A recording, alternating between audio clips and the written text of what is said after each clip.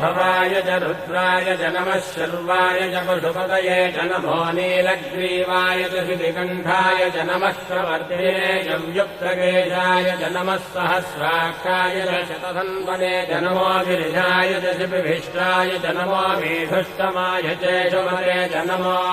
ह्रस्वाय च वामनाय च नमो बृहते च वर्षीयते च नमो वृद्धाय च संवृद्धने च नमो अग्र्याय च प्रथमाय च नम आशवे च जिगाय च नमः शीघ्रियाय च शीघ्राय च नम ऊन्याय च वस्त्रन्याय च नमः स्रोतस्याय च द्वीत्याय च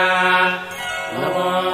ज्येष्ठाय च कनिष्ठाय च नमः पूर्वजाय च परजाय च नमो मध्यमाय च वकल्भाय च नमो जघन्याय च बुद्धियाय च नमः श्रोभ्याय च प्रतिशल्याय च नमो याम्याय च क्षेम्याय च नमो उर्भज्याय च